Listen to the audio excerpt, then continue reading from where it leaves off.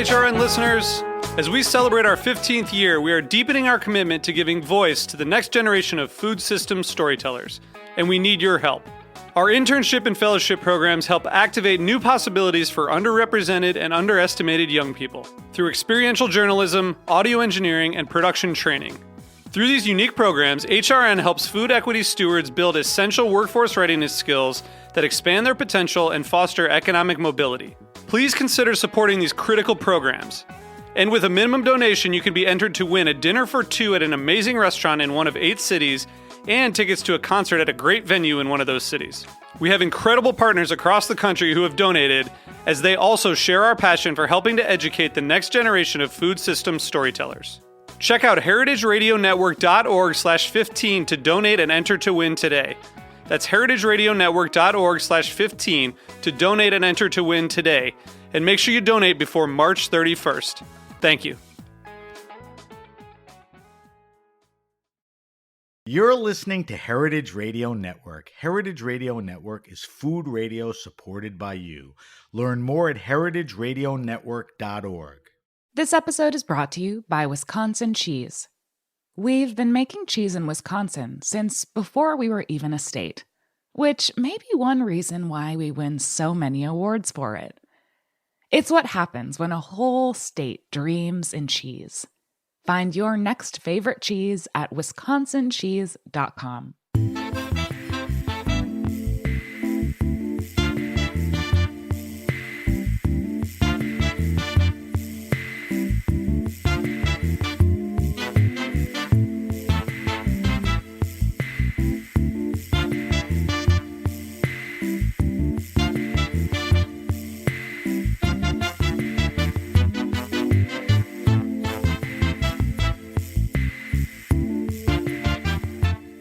Welcome to the Grape Nation, your weekly wine journey. Our guest is Matthew Roland Billicar.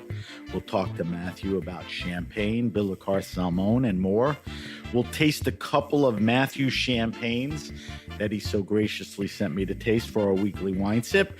I'm your host, Sam Ben-Ruby. Stay with us for the Grape Nation on the Heritage Radio Network. We bring wine to the people. Born in Champaign, Matthew Roland Billicar is the 7th generation CEO of one of Champagne's longest standing family-owned estates. After 15 years working in finance in London, Matthew came home to the family business around 2018, also the bicentennial year of Billicar Salmon. He continues to further tradition and innovation at this legendary champagne house, incidentally loved by critics and somms. Matthew leads the charge in philanthropy and sustainability with an eye towards people and the environment. Welcome to the Grape Nation, Matthew. Hi, Sam. Thank you for having me. All right, so we're talking to Matthew remotely on our online app, Zencastr. Matthew, where are you right now? I am in my office right at the heart of the estate, looking at the garden. There you go. So I am in snowy New York and you are in beautiful Champaign. All right, so Matthew, to frame our talk, and I mentioned it to you offline, can you give us a brief, and I use the word brief because you probably can do a whole show on it. Can you give us a brief history of the family, which is really a continuous thread, through the winery, and the winery itself. And then I want to hear a little about, your journey and travels, to becoming the CEO of the family business. So I guess start a little with family history. Sure. So the Billicar family and to a certain extent the Salmon family are both very old, traditional vine growers, winemakers family. Wine has been grown in the Champagne regions for millennium since the Romans. But we can track back our family history to the 16th century of the first writings. So of being there as landowners and winemakers. But the real journey, let's say the modern part of the journey with House Billicar Salmon, so the Champagne side with bubbles, began in 1818. So at that time, my great-great-great-grandfather, a gentleman called Nicolas François Billicart, marries a lady called Elizabeth Salmon. She's my great-great-great-grandmother. And together with also Elizabeth's brother, a gentleman called Louis Salmon, they decide to launch a new venture. At the time, champagne was extremely risky because the understanding about the second fermentation that bring you the bubbles was not as good as it is today. And the quality of glassware was also not as good. So they were very courageous entrepreneur. They didn't come from particularly wealthy background either, as compared to a lot of other houses that were launched at that time. So they were just 20 years old, very courageous and ambitious, that decided to put their fate in the idea of creating exceptional wines. So that's 205 years ago. And over the last 200 years, we are one of the very, very last few estates where we've managed to keep it owned by the family. But perhaps I would argue more importantly, pass it on to generations. So it's always a member and a direct heir of that marriage that run the house. And that's paramount for a house like ours that focus on quality and to a certain extent tradition, because it ensures a constant thread in our heritage and our family motto, which is, give priority to quality and thrive for excellence. Quick question. It was risky to make champagne because of the second fermentation. They came from humble backgrounds. They took a risk. Was champagne popular as a beverage in those days, or was it like a secondary thing, or popular?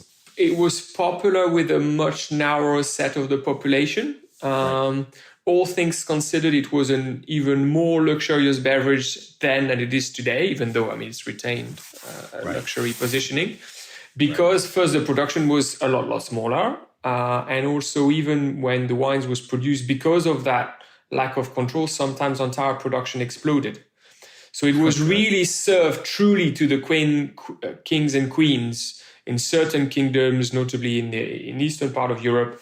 Then came some of the wealthy families in America and things like that. But it was much smaller, much more niche, but very, very, very high end. Right. All right. So tell me about you. You talk about that, family business only run by family members. Not that long ago, but it's been a few years. The baton was passed to you.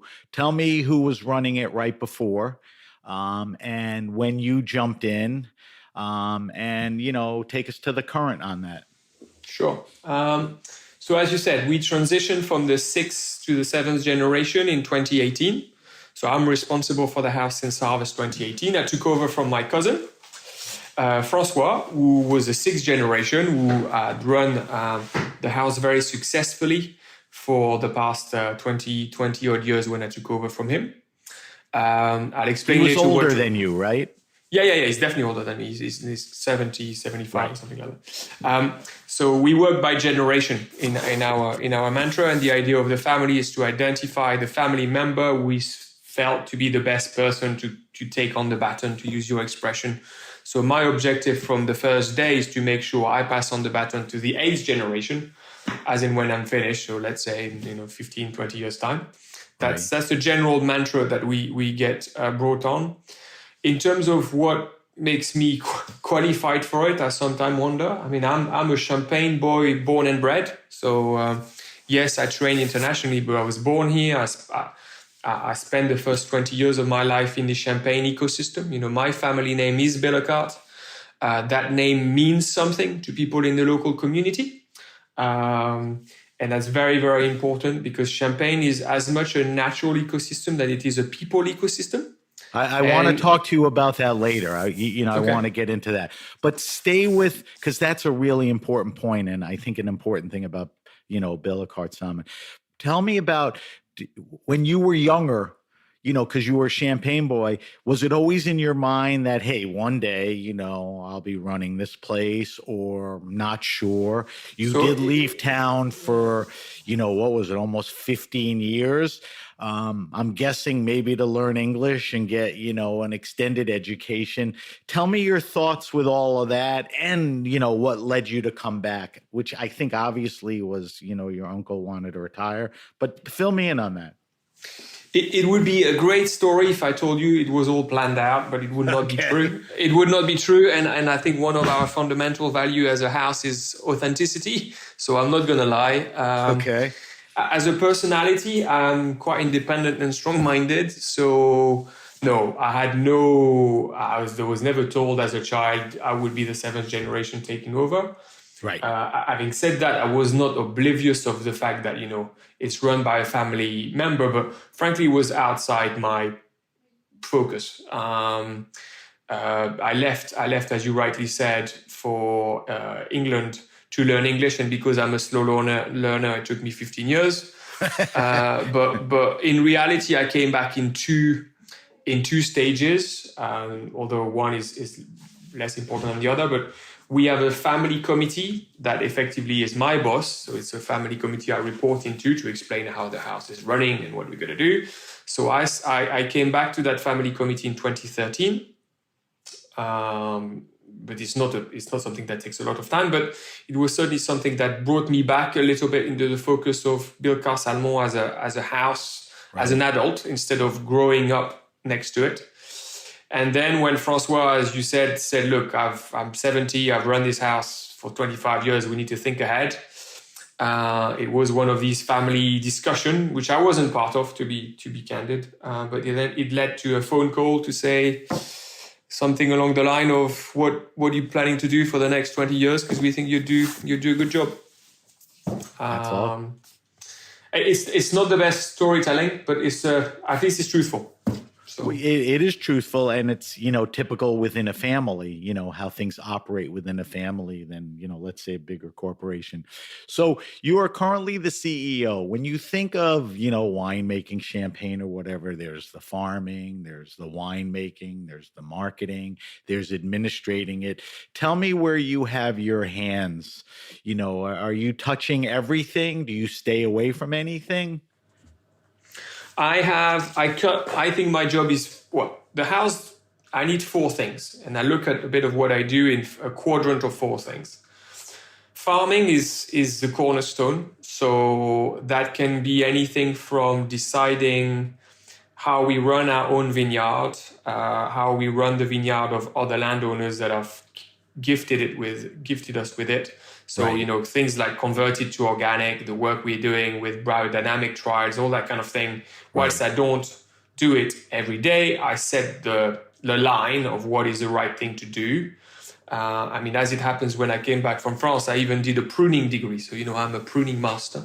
So okay, enough to understand and getting the respect from the teams that whilst I'm not there with them every single day to prune a vine, I know what I'm talking about. So farming is a big cornerstone, and that also goes for the relationship with the grower families, because a lot of families have trusted us with their land for generations, and it's important I'm in dialogue with them to make sure we are aligned on the objective. So farming, big cornerstone. Second element is all things linked to winemaking. The way our family heritage lives outside, I would say the business angle is we have a tasting committee.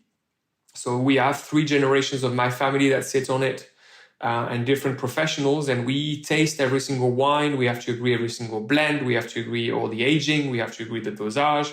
So that's an extremely time-consuming things to do, and I'm chairing that. So because I'm ultimately responsible for the family quality. So Matthew, a question to that.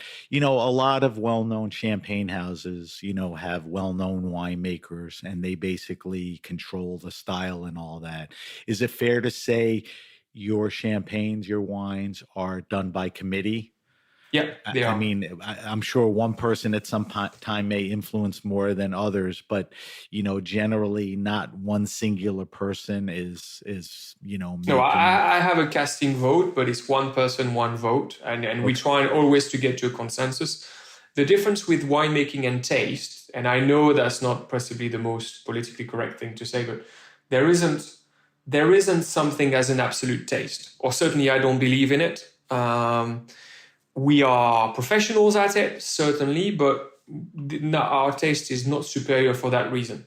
Right. So I think it's important that we all taste together, because it's about respecting the terroir, respecting what nature has given us in a certain harvest, but also respecting our own savoir-faire. So it's important that there is a very strong knowledge sharing, experience, you call that. That's really the people element. And whilst, frankly, a lot of people means a lot of debate, particularly when you're French.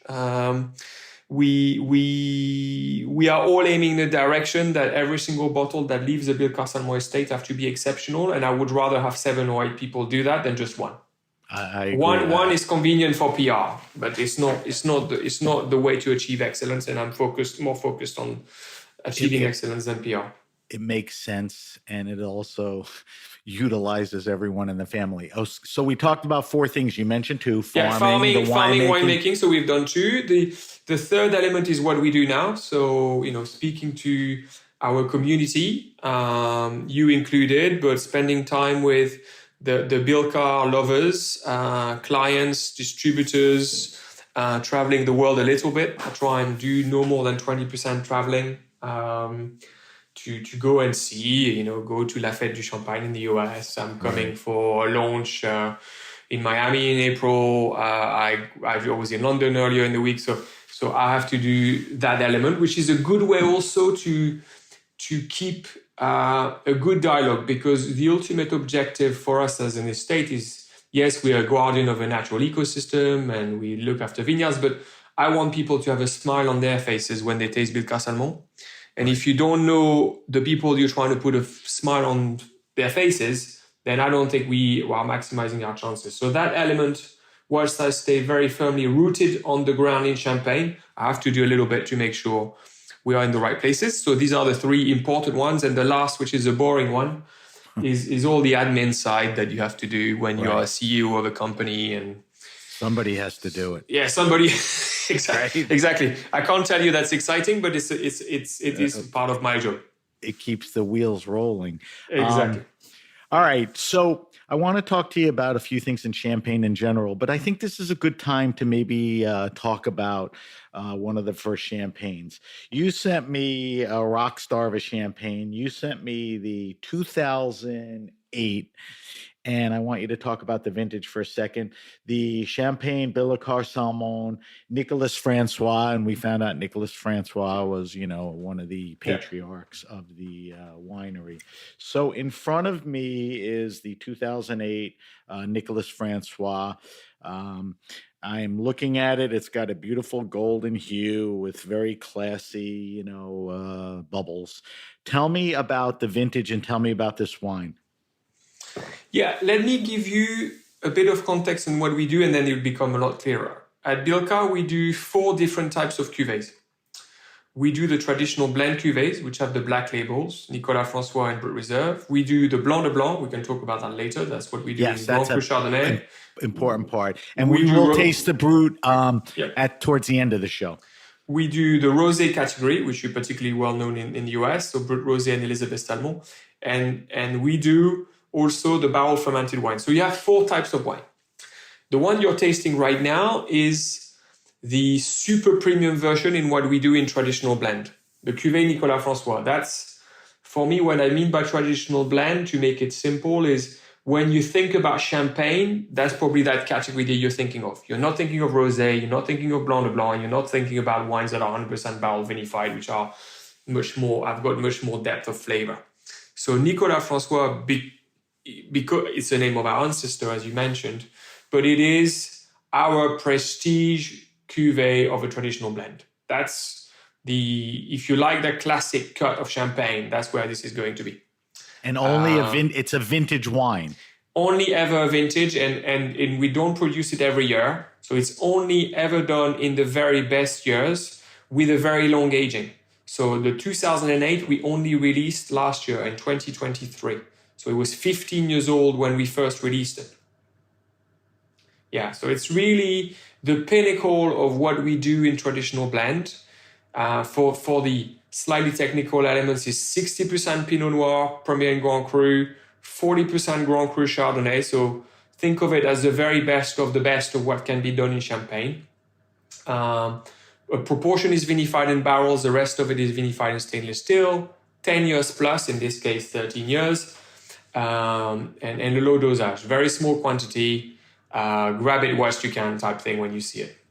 Is the 60-40 blend typical with, the vintages, or it varies by what the vintage offers? So when we make our blends as a committee, we blind taste everything. I would love to do a Nicolas François that's different than 60-40, but I have to say there is something magical. And even when we blind taste the 58-42, somehow it doesn't seem to achieve the same greatness as 60-40. So yes, there are variances on or around that ratio, but it's very, very regularly on the nose 60-40. All right, so let's do a little evaluation. So color-wise, it's got that beautiful golden hue, right? That sweet spot where it's not too light and it's not too dark. On this vintage, I don't know if you have it in front of you, but you certainly can recall. What are you getting, on the nose? What when you were first drinking this and So sniffing you get, because you're on a 13-year-old, or now older, 15-year-old wine, you get the toastiness. Totally. Because that's his signature. And the long aging of the Grand Cru, if it's very well made like it is here, it would give you that. It will give you the ever so slight freshness and zestiness of the Chardonnay component, which are there to bring freshness and minerality. It has terrific freshness. I'm drinking it now. And the yellow fruits that come from the Great Pinot Noir. The signature of 2008 also, it's a year that's known for its length. So where do you get the length? Do you get the length in the mouthfeel, and then, after largely you in the mouth swallow it, how it, lingers in your mouth? Exactly. So the length of time you have it in your mouth, the freshness that you get in the back palate, so after you've effectively swallowed the champagne, is a key element. Some of that comes from our own method, so we do a slow cold fermentation, which tends to reinforce the freshness in the profile of the wine. Right. And the second element, which is critical and is linked to 2008 as a year, because when we do vintage champagne, each year is different. And 2008 is known as one of the great years of the early 2000s, and is known particularly for its freshness. So it's both a signature from the house as well as what nature gave us in 2008. Tell me about the palate. Does the palate replicate some of the things you talked about in the nose? Or other things, I get that typical, and I think you alluded to it. I hope I'm not being too base in describing it this way, but you definitely get that. I don't know if it's brioche or biscuity, that baked. Am I right on that? Yes, absolutely. The toastiness of that is exactly right. You do get the richness. So that's what I mean by the yellow fruit. Yellow fruit, you think of quince, pear, ripe apple type element. But it's not like an apple pie that would feel very, very rich. Right. It has that element which is balanced by the freshness of the Chardonnay. That's where blending is so critical to exceptional champagne in our view, is because if you blend well, to make it simple, is when you do 1 + 1 = 3, right? It's like teaming. Right. On your own, you can only go so far. When you put 5, 10 people ultra-determined, like-minded with the same values, you can achieve anything. Same thing with blending. Right. So, I must say, and this is me talking, that, it's a vintage champagne. Obviously you pick the vintages that you think are great. It's a luxury champagne. It's your premier cuvee. I don't want to talk about it on air, but the cost of this wine is, so fair compared to the quality that, it makes it one of the great champagnes for, a very fair price, because we know how crazy wine and champagnes can get. So kudos to you on that. It's a nice thing, champagne's not just about celebrating, but if you really want a baller bottle of champagne, this fits in there very well, on every count. I wanted to get some of your observations about Champagne, the region these days. So you've been there, 6-7 years now, and you've been around, since your childhood. what are there significant changes in Champagne, that are noticeable to you, during your tenure, where your head's been really down as CEO, or just, as you've grown up, left and come back, you've seen, things that are significant in your mind? Well, there's an element about climate, for sure. We're going to talk about that in a second, so push that off to the side, and how you deal with it. I think, look, Reality Champagne is a very broad umbrella that really covers a very broad set of producers. So you have the supermarket champagne all the way to people like ours that just do luxury restaurants, hotels, and independent retail. So there's a very broad church there. Right. I would say the big thematic are there is an increasing difference between the top quality producers, house and small growers included, that making a big difference to keep that craftsmanship and then the more industrial production. And I think clients across the world are starting to notice that some more. So that's helpful to people like us. So are you alluding to sort of the growth of the grower movement? No, I think for me, I make no difference between house and growers. I think there are a certain community of producers that truly aim to create an exceptional quality product. Everybody in their marketing say they do, but I don't think that's their intention from the start all the time. And that's a small group that seems to be getting a very good, loyal community of them. Right. And then there are the more standardized products where people are getting a little bit more blasé about. I think that's certainly a thematic that I knew would happen, and I'm noticing it more. The good news for us is we're on the right side of history, so that's cool. Right. Transparency is a key element. So if you look at 20 years prior, champagne was almost kept as like everything is a secret recipe. If you look to what we've done or my generation has done at Billericay, and now each cuvée, you'll have it on your bottle as a 6-digit code at the back, which will give you exact percentages of blends, what villages we've used, how we've vinified it, all this kind of thing. Where really giving what would have been considered the tricks of the trade is a critical component. Very few producers do it, and I think that's certainly a generational shift. Matthew, is that the My Origin box on the back? Yeah, okay. Yes, that's right. So it's this dedicated website that my great uncle was 100 years old. When I explained to him I was doing that, he said he thought I was crazy. He said, "Well, look, we should never." But this is quite a big change, and I think people are asking for transparency, and they write to us for transparency. In reality, there is no mystery. There's nothing esoteric. So we should be able to do that. Unfortunately, very few producers do it. But I was very happy to carry that project. It's a great idea.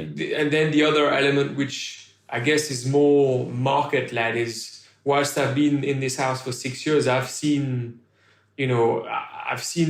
on the one side COVID with the challenges it created for a house like us that sells primarily to restaurants. So I've seen more stress in 6 years than my great uncle, despite him, going through World War II and all that kind of stuff. He told me, he said, basically in 5 years, you've seen more challenges than I saw in 20 years. It's crazy. So it's been a crazy roller coaster. On the one hand, with a big downfall during COVID, although we are very proud our house ultimately shipped the same number of bottles, but we are the exception. And the euphoria that came after. And these are really unprecedented market shift in such a short period of time. Right. To me, it seems like, and maybe I'm imagining this, but I don't think so. It seems to me like there are more growers, there are more champagnes out there. You're hearing about champagnes coming from more regions. The utilization of the varietals. I mean, there are people out there making Pinot Meunier only champagnes. That seems to be going on more than ever. Is that true, or it's sort of quietly been always that way? I think the fact that it is known is new. If you look at total shipments from quote-unquote growers, it's less now than it was 10 years ago. So the reality of total balance in the champagne world is not quite that. But that's what I was alluding to when I mentioned top quality producers, because really you hear of 5% of the growers, right, and less. But there is a good group of people, not all are great, but a good group of people that are trying to do great stuff for the right reasons. And then there is an awful lot of marketing on that side too. When you do a special cuvée limited edition, you can say it's about preserving the heritage. In reality, that has as much to do with marketing than anything else. But it's good that there is diversity. I think we should embrace it and be clear about what we want to do. And I think Bilka Salmon and indeed under a small group of other producers being houses or growers, because I think too much has been made of that divide in reality. Right. But I always feel part of the community that want to create an exceptional tasting experience with all the requirements that come with it, from exceptional farming to exceptional winemaking to patience to long aging, all that kind of things. And I always feel part of that group, and I'm delighted if there is more diversity within that group. I'm glad to hear that. All right, so let's jump into climate change. You and I could probably do a whole show on climate change, but let's talk about it in the context of the region and, your champagne house. It's fair to say Champagne, gets a big brunt of, how climate change is affecting everything. Just talk to me how it's affecting the region, and specifically, how it's affecting, Billecart Salmon and how is it affecting the varietals you're using or planting? How's it affecting annual yields, harvest time, and what you can do? Give me a general overview. I'm sorry to have to of course. do it in a shorter period of time, but first, I think we need to set where we are going through now in a bigger historical context, and I'll be very brief. For centuries, the biggest challenge that Champagne had was to get grapes to maturity.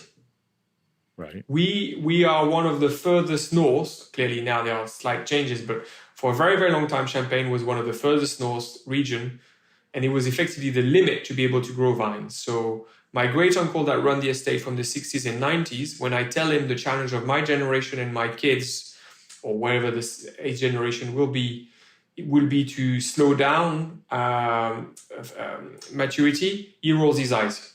I mean, because for him, it was the biggest challenge to get them ripe. And they had to use sugar to finish the fermentation. So we need to put that into the context. Now, if you stop the clock today, actually, the conditions are a lot easier than they were to get the grapes to maturity. Really? Yes, there are some small changes, but on the whole, it's much, much easier to make great champagne in 2023, 2022, 23, 24 than it was in 1970s, 1980s. Okay. The real question then, when we talk about global warming, is if we start extrapolating the pace at which that weather has changed in the next 20 years, that's where the real challenge begins. Because so far, the region, and Billecart Salmon is part of that ecosystem in that region, we have benefited from that. Let's not be too negative. We can do certain things in Champagne now that we were not able to do up until even 10 years ago. Now, if you then think, where do we go from there? If it's 5 degrees more in 20 years' time, I'm exaggerating here for the effect. Right. Then you have a mix of short-term solutions. So a number of which we've already put in place, like we harvest sooner than my grandparents did, because my grandparents would harvest in mid-October even, and it wasn't even right back then. And my generation right now harvest, frankly, often last week of August, first week or two of September. So it's a month and a half sooner than it was 30 years ago. But it's not that difficult to do. We work the land differently. So the way we go about, planting different kind of grass in between the row of vines that slow down the maturity. We prune differently. So there are quite a lot of, let's call them tactical things you can do to adapt. Right. And right now, most of the region in reality is primarily focused on these tactical adaptations. We are mindful of the long-term challenge, but so far we can largely get away with the tactical changes. And I suspect, frankly, we have no other choice for the next 5 to 10 years, because anything really mind-blowing will take that much to develop. Right. And then you have the structural elements. And if we get to the structural elements, then is the questions you were hinting at is, do we need to change some of the grape varietal? Do we need to change the width at which the vineyards are planted? Do we need to change things like that? But if we are going down that direction, and I think there are potentially some good options within that, it will take decades to put that in place. Wow. So you really have Sorry for the long answer, but it's a complicated question. Yeah, I could see. You always have to stay on top of it. Matthew, we have to take a quick break. But when we come back, I want to talk to you about the Champagne House and your Champagne House, your champagnes. We're talking to Matthew Roland Billicart from the Champagne House, Billicart Salmon. Like I said, when we come back, we'll talk to Matthew about all his wonderful cuvées. You're listening to The Grape Nation on the Heritage Radio Network. This episode is brought to you by Wisconsin Cheese. There's a reason when you think of Wisconsin, you think cheese. Cheese is a huge part of Wisconsin's history and future. In Wisconsin, the state of cheese, the tradition of cheese-making excellence began 180 years ago, before Wisconsin was recognized as a state. Immigrants traveled to settle in this lush green hills of Wisconsin, bringing their cheese-making traditions with them. These storied skills, combined with the freshest milk available, created a cheese-making culture that is uniquely Wisconsin. Wisconsin's 1,200 cheesemakers, many of whom are third and fourth generation, continue to pass on old world traditions while adopting modern innovations in cheese-making craftsmanship. Find your next favorite cheese at wisconsincheese.com. All right, we're back. We're back with my guest, Matthew Roland Billicart. Matthew is the CEO of the multi-century champagne house, Billicart Salmon. Let's talk about Billicart Salmon. You alluded to this earlier, and I pushed it down the road to talk about now, and I really, want to get into it before we even talk about the wines. Champagne, as we talked about, you talked about four things, about what you do and really what a champagne house is. It's about the grapes, it's about the vineyards, it's about the cellar, it's about the whole ecosystem. But you've talked about, and you mentioned it, at the beginning, about the human ecosystem of champagne. And I think when I talk to a lot of wine people, whether it's somms or winemakers or even writers, we don't talk enough about, the human aspect. So tell me what you mean about the human ecosystem of champagne and Billicart. Yeah, I think you're right. Right now, the era is pretending that nature does it all and magically becomes a great bottle of wine. And unfortunately, it's not that simple. Or fortunately, it's not that simple. Right. What do I mean by that? I think there are several layers. I think in many ways, I'm a custodian of what I call the Billicart Salmon family. In that family, you have obviously all the team members, because it matters that even when I'm not there supervising, that people understand the values of Billicart Salmon and wanting to do exceptional wines. And therefore, even when nobody is looking, they're going to be pruning with that much more attention. They're going to do what I tell the teams to do, is do the small things right every day, and the big things will take care of themselves. And that's really this philosophy of being humble, being respectful of nature, do the right things small, particularly in the vineyard, because that's where I think maybe we see the biggest effect. Now, are you humble and respectful of the workers as far as compensation, working conditions? Is that part of the overall thing too? Absolutely. I'll give you a statistic which in many ways answers this question. Average tenure of a team member at Billicart Salmon is 18 years. And that the average is diluted by the fact that because of the focus we put on the vineyard, we recruit every year. So if I give medals every year based on 20, 25, 30 years tenure, I've even got 40 years tenure, and I give between 5 and 10 medals a year. Okay, so these are big things. The fact that that family name is not used lightly, and for me, this is the greatest KPI. You know, I can tell you whatever I want out of an HR policy. Really, if the people come and stay and feel happy with Bilka Salmon, that's the most critical element. Otherwise, they leave. They can go somewhere else. And yes, part of that is the financial compensations. We have profit sharing mechanism. We have staff welfare stuff. But it's not just that. I think in reality, there is that element which is paramount, but that's the bedrock of many things. But the fact that they feel like they belong, the fact that, you know, during COVID, I didn't put anybody in furlough.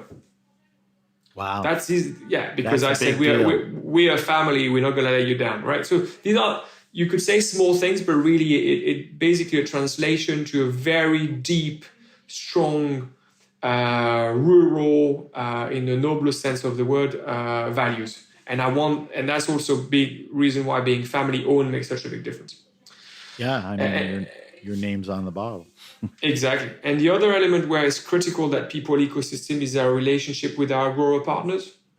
Often being a house of champagne is not well understood, or people extrapolate it and sometimes they don't really understand what a grower really is in reality.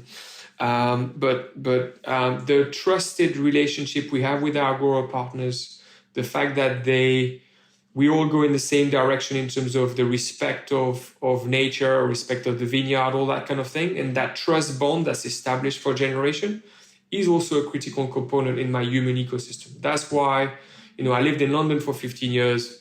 The families knew that asking me to come back from being based there with my family, they said, well, if you want, you can be based in Paris. And I said, absolutely not.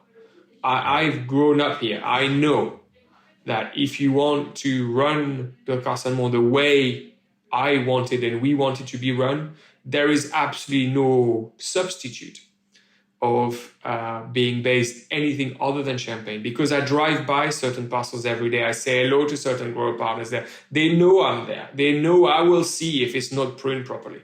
All of this stuff is really, really critical. Unfortunately, many people have forgotten about it. Yeah, I think. But that's a critical component. So I could go on and on and on about things, but it goes also the people and the clients, the same thing.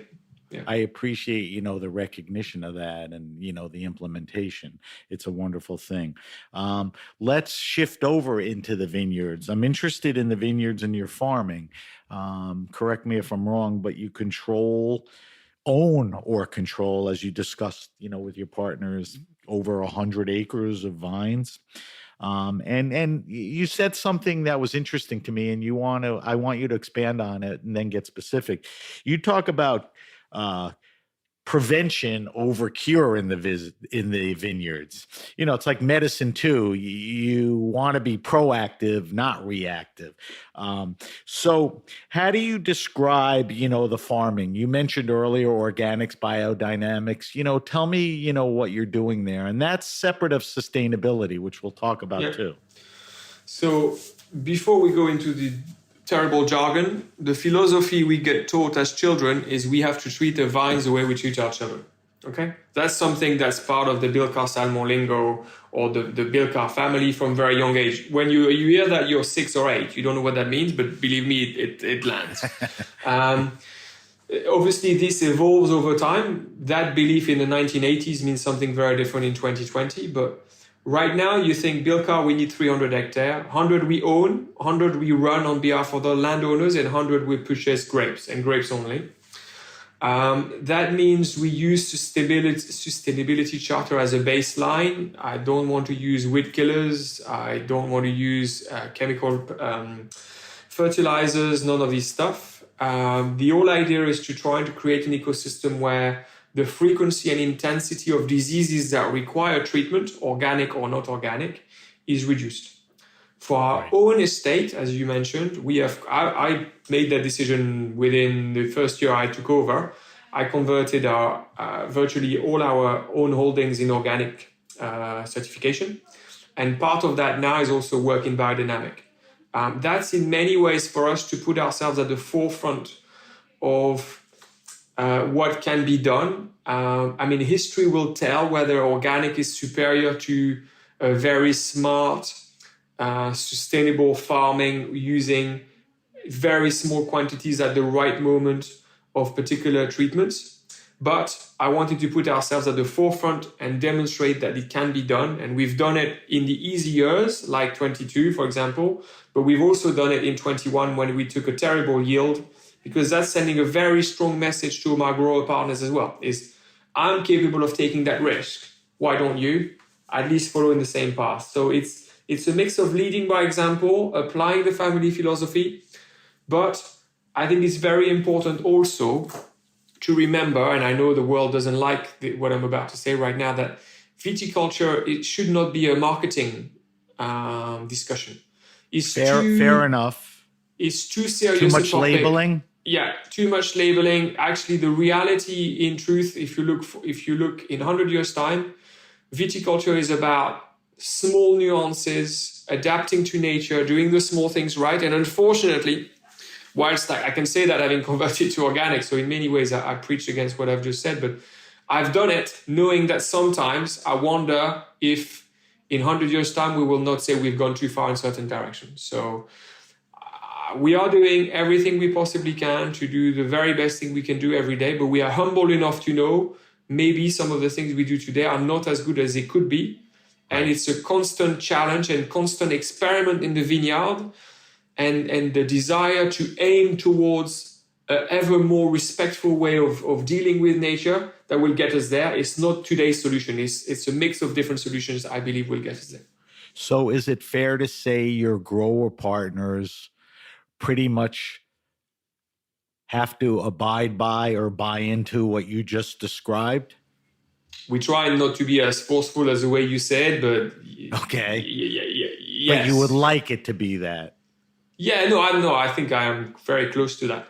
But I don't want to impose it on them. I want to convince them it's the right thing to do by demonstrating to them how we do it. Fair enough. That's the right way to put it. It's just a bit like you think about them. I mentioned to you as family. If you tell everybody in your family it has to be this way, you're not going to be that convincing. Right. Demonstrate through your action, and you will inspire, and that's the way we want to do it. That is a perfect way to put it. Let's talk about sustainability, besides treatments in the field and, what you could do and the label terms of organics, biodynamics. You could do things like a reduction of water, carbon footprint, packaging. Tell me what you're doing there. Well, we have an initiative which we called Look Beyond, because I am sick and tired of too many buzzwords and not enough action. That's, I think, a disease in the current world. The Look Beyond is two straps for us. Is Look Beyond tomorrow's earth. That's all to do with vineyard and viticulture. So we talked about that. I won't repeat that. And then it's taking a long-term view with the idea of passing on to the next generation. So examples of that, excluding the viticulture, because we've already talked about that, we have significant energy usage reduction. You talked about water. We have huge initiatives for reduction in water. A practical example of that, we use barrels. A lot of barrels typically are maintained with water. We've invested in a great technology with steam water. So we've divided our water consumption for all the cleaning by it's less usage of water. Exactly, less water usage. And just as effective? Yeah, same thing. It's just about being smart. We source all the packaging and everything else. France, ideally, sometimes we have to go to Portugal. We have reduced, the boxes for champagne that you get, the gift boxes. I've cut down our usage of gift boxes by 50% between 21 and 23. Wow. Can I ask you a silly question on that topic, and you'll finish the sustainable? Can you make champagne bottles smaller or thinner, or you can't because it's a carbonated beverage? Because there's a lot of Bordeaux's and Napas that are in like these bottles that are huge. So you can, but you have 6 bars of pressure in a champagne bottle, 3 times the pressure than in your car tires. So if you don't want to lose your eye, you don't want to lighten the bottle too much. by nature of the beverage, you have to Yeah. stay within that bottle range. Fair enough. But we can do, like, we're super mindful on our carbon footprint. So what you can do to reduce the carbon footprint of your bottle, so far, there are, again, the tactical reactions. We source our bottles from a factory which is 2 miles away from here. That's a big element. Wow. We also use, you have noticed actually the bottle of champagne you have in front of you is not green, it's brown. It's Yes, the darkest. you're right. It's the darkest bottle you can source. Why does it matter? Because when you use dark bottles, you use the highest amount of recycled materials, and therefore that's a virtuous circle. And also the ovens that are necessary to make the bottles don't have to use as much heat, as much energy, as you would. The worst are the transparent bottles, but you don't have to do that. So yes, lighting up the bottle is one component, but there are very big technological limits because you don't want them to be sufficiently robust and not explode because we have bubbles in ours.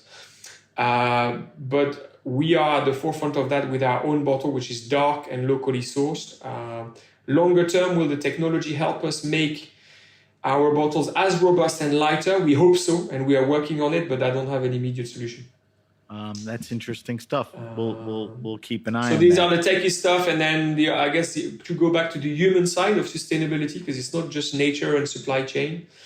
I created a foundation, the Foundation Billecart Salmon, which is financed by the sales of a particular cuvée called Clos Saint-Hilaire, which is a parcel that's right at the heart of our estate. And that foundation, which is a project very dear to my heart, help local families on all things to do with food inequalities, because even in France sometimes, it's not working as well as it could. So the family has always been very involved in charities through the church, etc. And now we use that foundation as a way of, again, supporting our local human ecosystem, because that's important as much as the land. That's great. So I want to talk about Saint-Hilaire and Sous-Bois.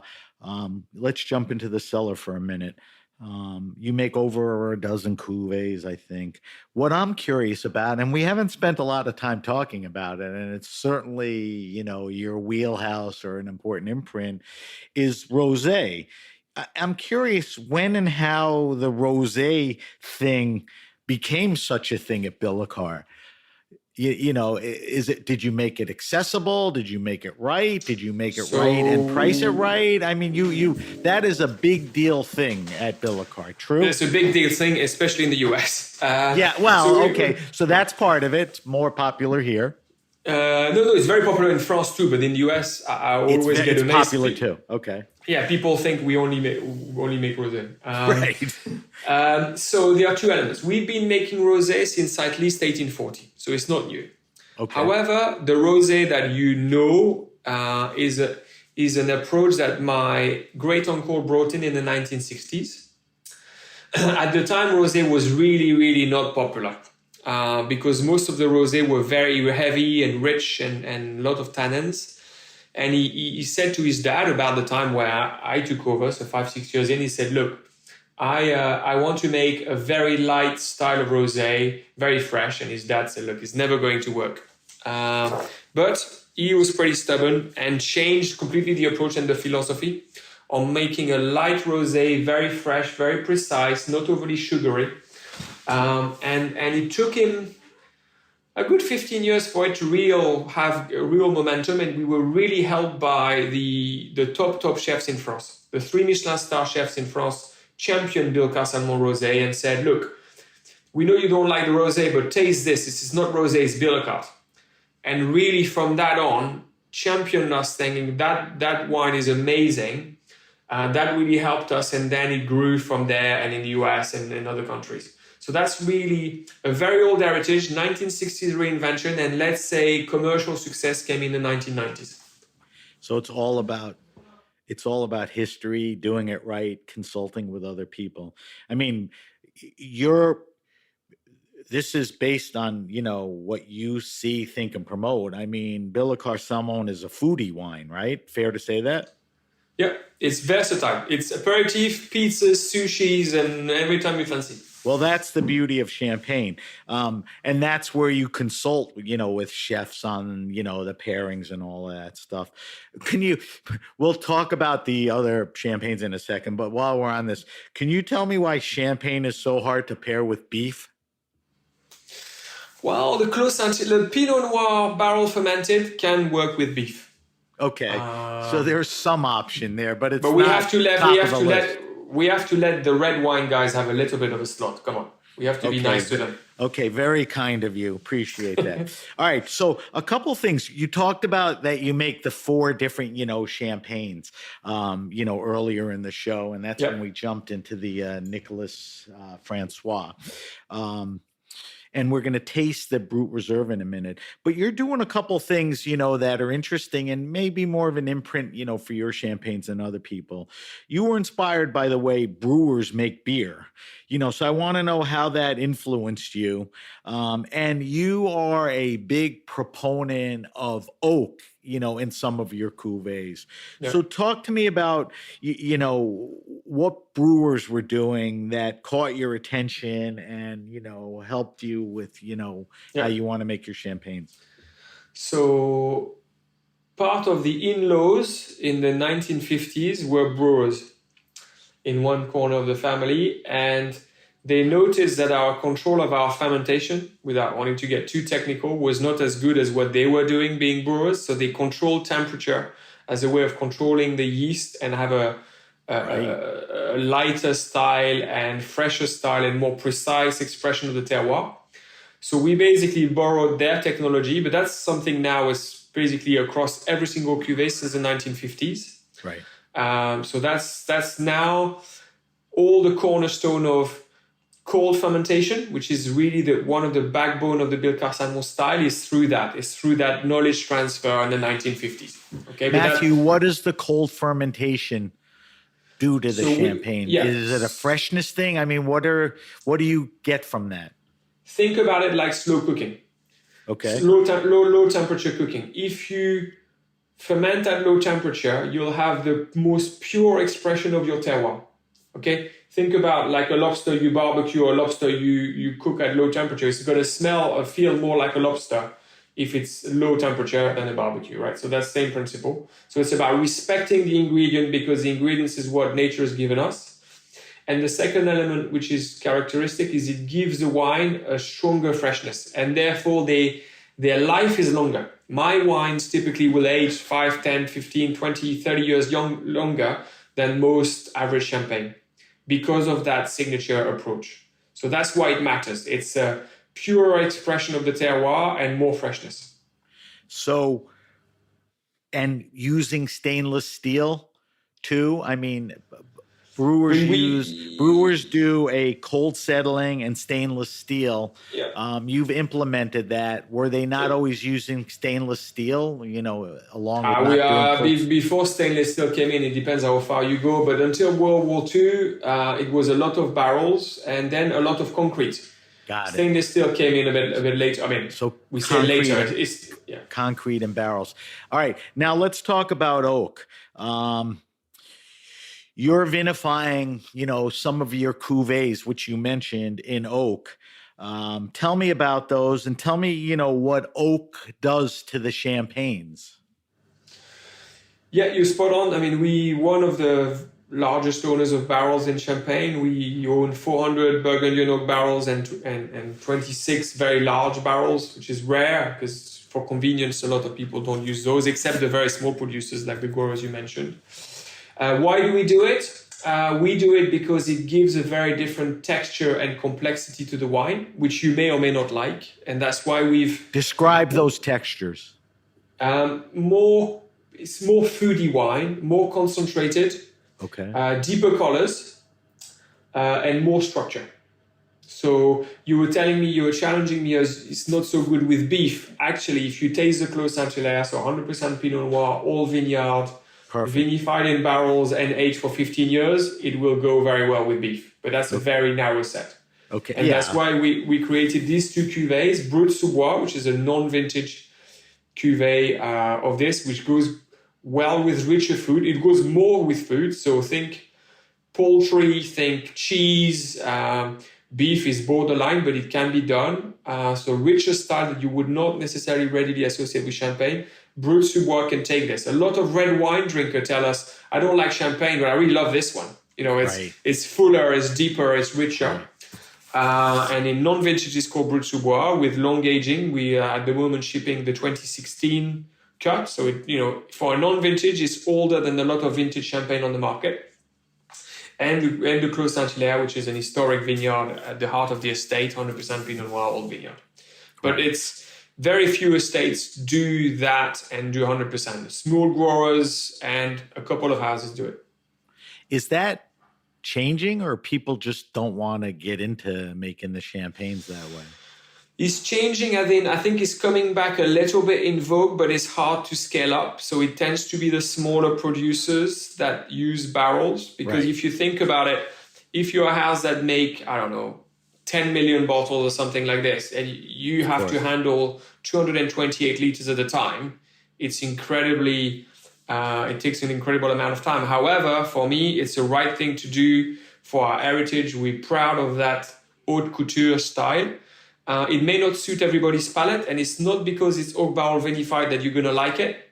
Some wines are oak barrel vinified and they're not good. So again, it's about small details and doing the small things right that make a difference. You don't buy red wine because you say that's oak vinified. You buy it because you like it. And I want you to buy Bellecar Saint-Maurice and enjoy it because you like it, not because it's barrel vinified. But it's a distinct tasting experience. And for people that like that fuller type of wine, like the Nicolas François to a certain extent that you have here, they can get that with our Brut Sous Bois and Clos Saint-Hilaire. So one last question, then I want to jump into our wine list, then I want to taste the Brut Reserve. When you describe, let's take away Sous Bois and Clos Saint-Hilaire for a second. When you describe the style of your champagnes, the word fresh has come up, certainly balanced. These are champagnes that generally are not oxidative, right? No. Yeah, correct. Except for like on the Nicolas François, I got a little oxidative, taste. But it's tiny. It's tiny. Yeah. Not overpowering like other champagnes. And that's the style, that you want to stay with, which, I think is terrific. All right, Matthew. We could talk about all this stuff for another hour, but I got to stop it somewhere. But I never let anybody leave without answering our wine list, which is 5 questions. It's the same 5 questions forever. I've asked almost 300 guests these 5 questions. I want you to be spontaneous. Don't be long-winded.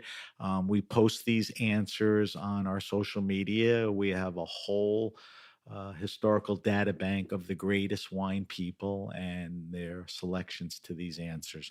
So here's the first question. What are you drinking now? What's in your fridge? What are you curious about? Are you stuck just drinking champagnes because that's what you do all day? What are you drinking now? One answer? Say that again? You want one answer or several? No, give me a couple things. Definitely, you don't have to limit it to one. Champagne, of course, because that's what I do, and I'm always curious to discover new things. And then are you drinking other people's champagnes? Yes. Okay. And mine, yeah. So champagne, and I'm spending a lot of time right now on the western part of the Loire Valley. Okay. Why that now? Because I believe freshness is a luxury of tomorrow, and I believe their terroir are underestimated, and there is a lot that can be done there, which is no longer doable in the further south part of France. Wow. What varietals are you tasting? Well, yesterday I was with a great friend from Muscadet, so that's Melon Bourgogne. De Bourgogne, right. Yeah. So great wines, great value. Exactly. A great wines, more importantly, values is always great. So Loire Valley, and then when I'm finished drinking champagne and white wine, I do love a glass of red, but then I'm quite classic. I do love a good old Pinot Noir from Burgundy. But Loire Valley, again, is strong. A lot to be done there. So always drinking champagne, the western part of the Loire Valley, and always classically reds, going to Burgundies. Good ones. All right. This is the goofiest question on the list. What is your favorite wine and food pairing? Not what pairs best with champagne or what you think is a great pairing. What do you like? Guilty pleasure? Go ahead. Bilka, rosé, and pizza. Okay, so every now and then we get an answer that nobody ever heard of, but this confirms the diversity of Champagne. A lot of people say champagne and pizza. And why does that work? Because Friday night, when you don't want to think about anything, delivery pizza and a bottle of champagne in the fridge, frankly, sometimes is one of life's happiest moments. That's your problem. That's the lazy aspect of it. You don't want to cook. You want to drink. Why does champagne and pizza work? Why do the food? I think rosé, when you have rosé champagne that are quite light and fresh, they do work very well with tomatoes. So that's why. And I think it's quite hard to pair tomatoes, actually. And it's quite hard to pair pizzas, if you're honest. Okay. And keeping the drinkability and the fact that, it makes the pizza on its own would not be a special moment, with all the greatest respect for pizzas. But if you have a bottle of champagne with it, it becomes a special moment. So I think that's how you can. And I love the idea of using simple ingredients or simple food and make it great because of a great bottle of wine. So now, that's my philosophy. When you initially said champagne and pizza, were you initially thinking of rosé and pizza or not necessarily? I think our Brut rosé with pizzas works great. Okay. Because of its fruitiness. Yeah. Okay, so that's top of the list. All right, that's a good one. All right. I ask everyone this. I ask you for your favorite wine restaurant and or bar.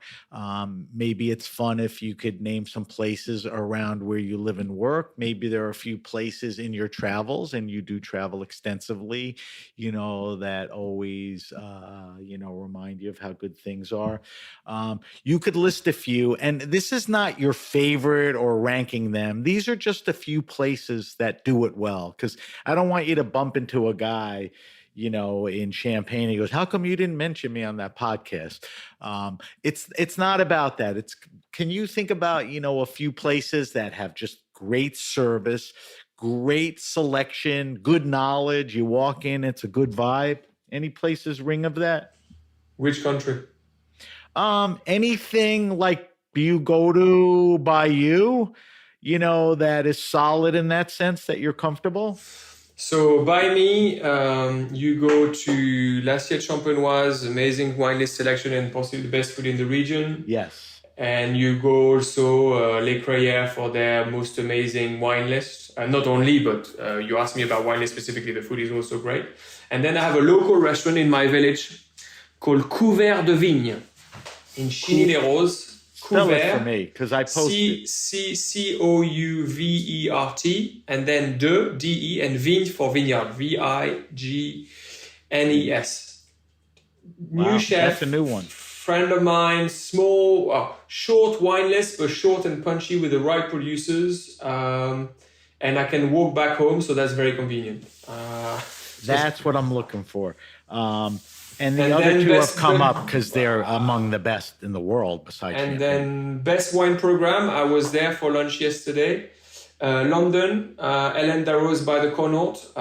Frankly, never seen in this world or recently so many truly, truly mind-blowing wines by the glass. And really? Massive. I mean, the selection. So you're is saying crazy. by the glass, not, By the glass. cellar or the... Yeah. Very cool. Look, if you need any example, Echezeaux of Romanée Conti by the glass. Where else do you see that? Never. Exactly. That's pretty good. What about... Let's get out of Europe for a second. A lot of our listeners are in the New York region. Is there anything, one place in New York that pops into your mind? You're in and out of here every now and then. Where have I been? I like... well, we have good old friendships with Jean-Georges and Daniel, Daniel Boulud. Right. It makes sense. These guys, Luxury champagne, luxury restaurant. But also great personalities, very generous people, very smart. So I'm voting for the people as well as of course the food and the wine selection. So I could go on and on because of course. But yeah, I mean these are the first two that spring to mind, and they are great US chefs, but I picked two Frenchies. We are trying But to support also, those local. guys are very in tune to wine. I know Daniel and both of them, they drink the wines. You see them in the kitchen. The Psalms Yep. come back and pour them stuff. They're very much into it, not as a background or wraparound, but, it's part of their culture interest, and they know how important it is to the food. So those are all good ones. And like I said, I'm going to post. Here's the fourth question. The question is, what is your favorite all-time wine? Now, I always need to qualify this. When I first asked the question, I was curious that a guy like you, in a fancy champagne family, travels all over, gets to taste stuff. The initial question was, what's the most rare, expensive champagne you ever tasted? I don't care about that as much anymore. Here's what I care about.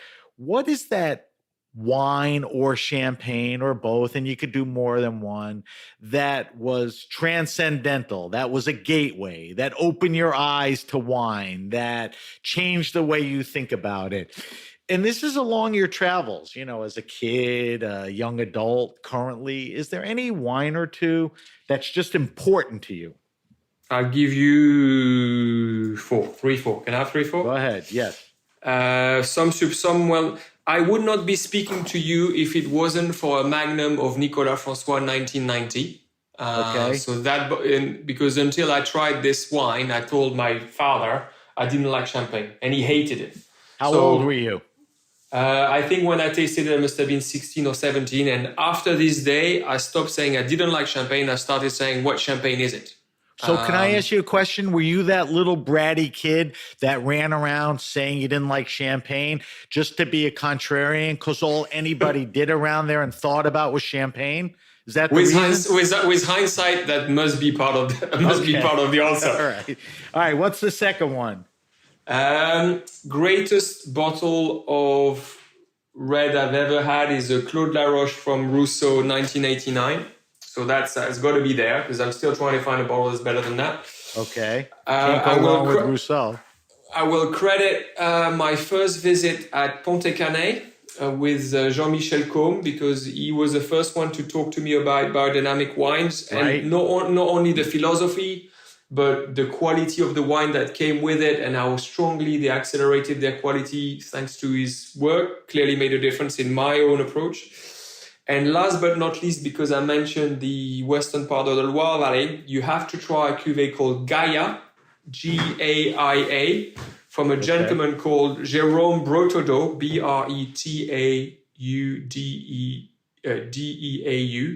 He's a legend.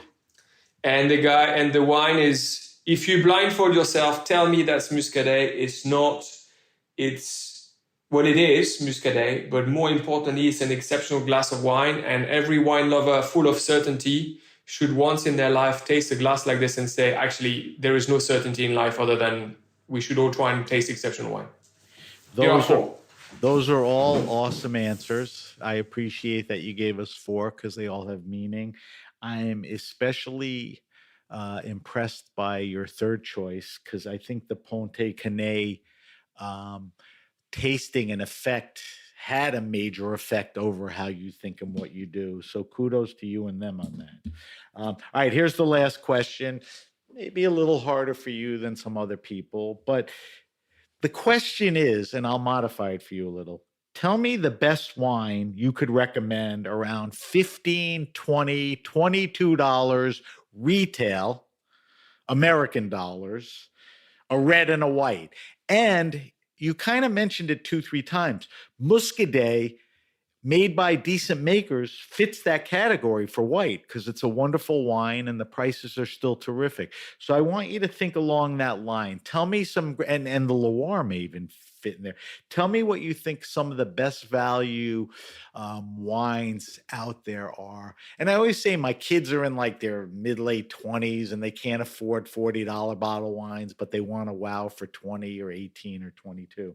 So break it down to a red and white. And like I said, you could do maker, category, region. So you have to forgive me because I'm not as familiar with the price on the shelves. But all right, I'll tell you if you're way off. So any wines from Brotteau, even including his entry level from Muscadet, are must try, and they can't be that far off it. I think you're right on that. So I think that's a good answer. So look out for him. And then when I look at, because sometimes your wine list in the US price levels are very different to what we used to. I quite like a Morgon Côte de Pie from Beaujolais. You're a man after my heart.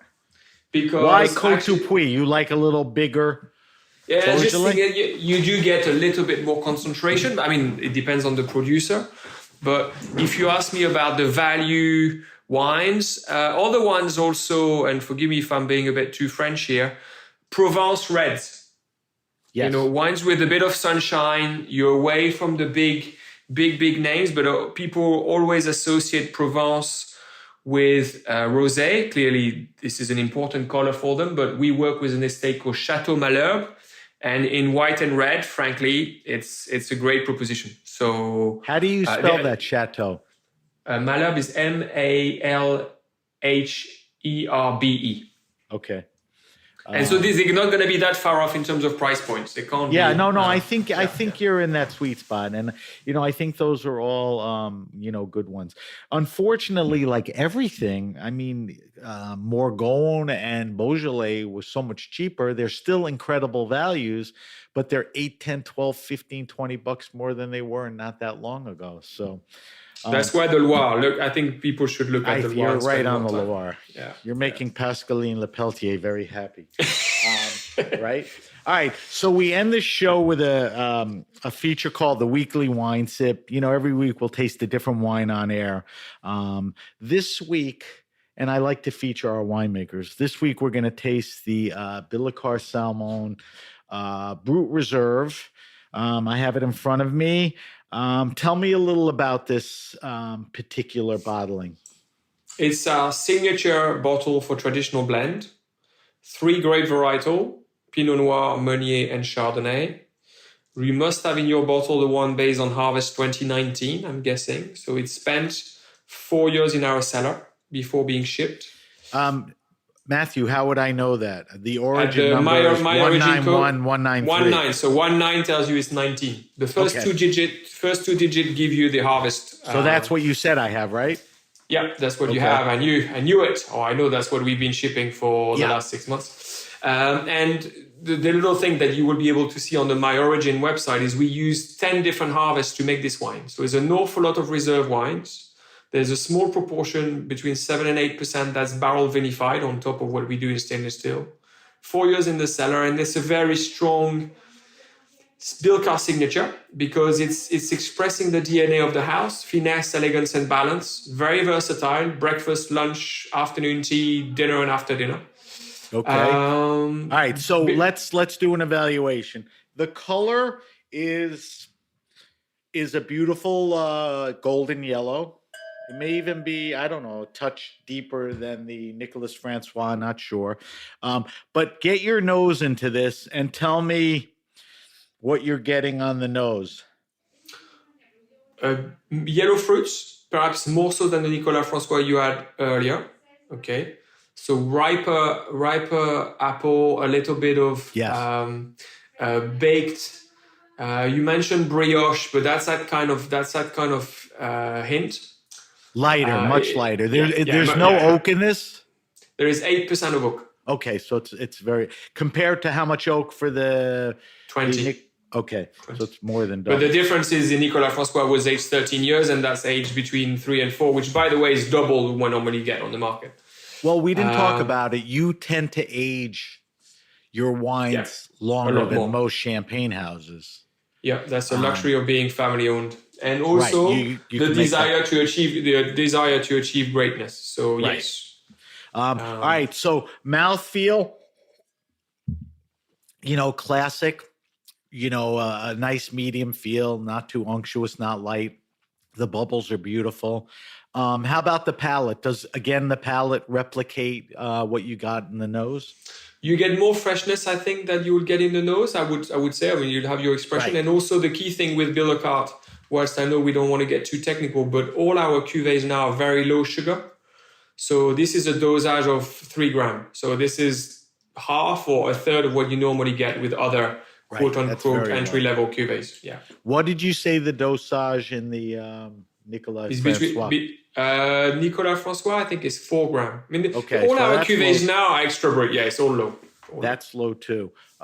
What we've been through this a few times already, but let's talk specifically the Brut Reserve. What foods would you pair this with? I think it can go anything from seafood, so oysters, shellfish, fish, all the way to the dessert category. For people that like champagne and cake, certainly the Brut Reserve is very well versed in taking care of that. That's interesting. What about in between or after that? Cheese? Cheese, yes. Although Brut Sous Bois, I would say, would be better because it's got more density. Right. But cheese, it can easily cope. Cooked fish with sauce, it can cook. Poultry works well. Poultry. But on the cooked fish, it'll hold up to the sauce, which is really what will dominate the plate. And poultry, great. All right. Yeah. Like I said, I will post our wine list answers, and I will post the wines that we drank today because we got into some good descriptions. Matthew, we have to wrap it up. Let me do a quick closing, and I want to get some info from you, and I will send you on your way. So if you have a question, suggestion, wine happening or event, hit me up at sam@thegrapenation.com. That's sam@thegrapenation.com. Subscribe to the Grape Nation podcast on Apple Podcasts, Stitcher, Spotify, Google Podcasts, or wherever you get your pods. If you enjoy the show, leave us a positive review. You can follow us on Instagram, where I'll be posting all of Matthew's stuff, at SBenRuby, and on Twitter, X, @BenRuby. 2 different handles, but you can always use the hashtag The Grape Nation to find us on both. We are on Facebook at The Grape Nation. As mentioned, we'll post Matthew's wine list. A lot of good info there, and the weekly wine sip, the 2 wines that we drank, on our social media sites. Matthew, if we want to find out more about Billicar Salmon champagnes on social media or in general, where are the best places to go? Instagram, you go on the Champagne Billicar Salmon account, on my personal account, which is Mr. Billicar, and we have a website which will give them plenty of details. And when you get your bottles, go on My Origin. It'll tell you a lot about winemaking. Right. So, like Matthew's saying, on the back is a little rectangular box that says My Origin, and it's fun because most of us people are wine nerds, and any opportunity to get more info on the specific bottle in front of them is very cool. So kudos to you on that, Matthew.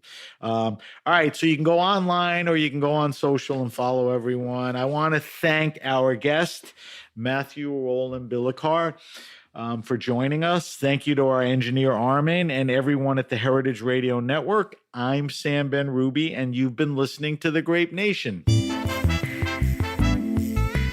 The Grape Nation is powered by Simplecast. Thanks for listening to Heritage Radio Network, food radio supported by you. Keep in touch at heritageradionetwork.org/subscribe.